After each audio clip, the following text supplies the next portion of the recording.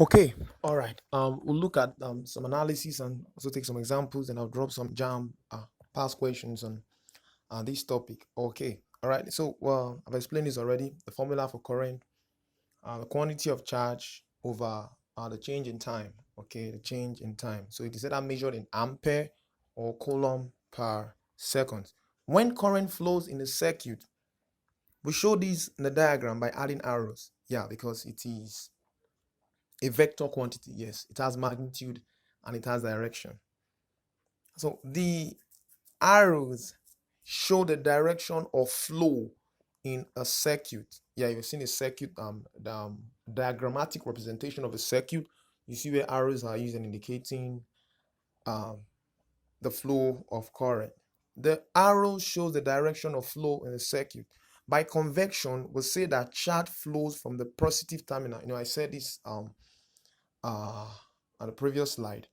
Convectionally, charge flows from the positive terminal on the battery to the negative terminal. Conventionally, I made this statement in the previous slide. All right. If the voltage is high enough, a current can be driven through almost anything. If the voltage is high enough, a current can be driven through almost anything. In the plasma ball example, okay, I think this is just a practical example, okay. A voltage is created that is high enough to get charge to flow through the gas in the ball. Okay, that means we're saying the higher the voltage, uh, the the faster the flow of current, the faster. So voltage, current depends, the move of the current, the motion of the current depends on how high or low the voltage is. Okay, just as we said, the voltmeter is used for measuring the voltage. The same, the ammeter is also used for measuring the rate of flow of electric current in a circuit. Okay, since one is interested in measuring the current flowing through a circuit component, the ammeter must be connected in series with the measured circuit component. I told us earlier on that if you want to measure the voltage across a circuit, you must connect the voltmeter in parallel and series connection. We've done that, I think, on secondary level, series connection. And when the resistors are connected in series, we're told that the same current flows across the resistors, but the voltage across the resistors is different. Why? For parallel connection, when resistors are connected in parallel, we are told that the current that flows through them is different, but the voltage that flows across them is the same. So if you want to measure the voltage of voltage across a circuit, you connect the voltmeter in parallel to the load.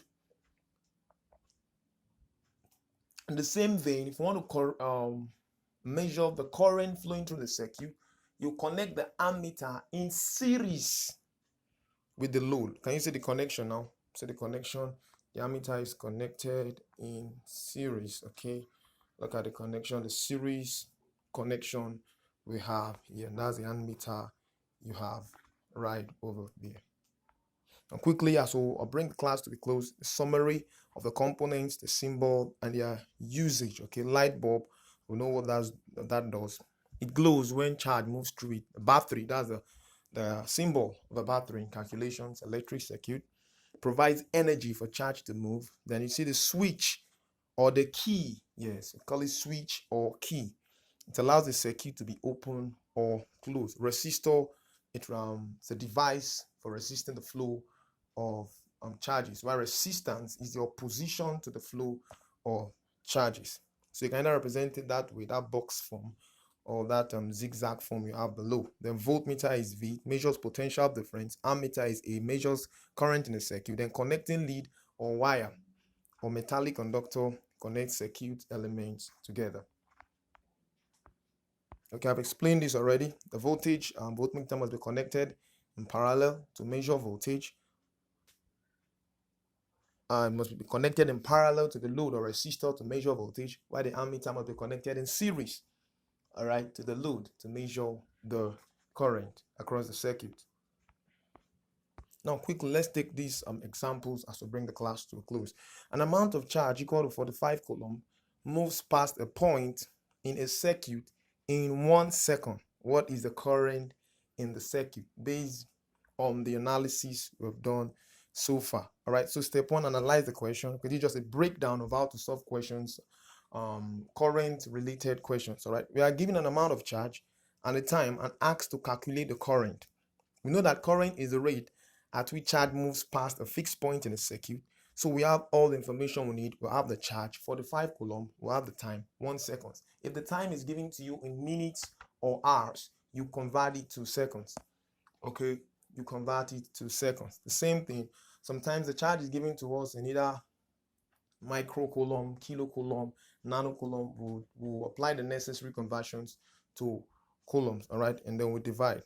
Okay, then the second example, an amount of charge equal to 53 coulombs moves past a fixed point in a circuit in 2 seconds. What is the current in the circuit? The same way we solve the first one, we apply that same method, we get the second answer. That will be 53/2. Then looking at the third example, 95 electrons move past a fixed point in a circuit in 1/10 of a second. What is the current in the circuit? Now, they didn't give us the charge now, but they gave us the number of electrons that moved.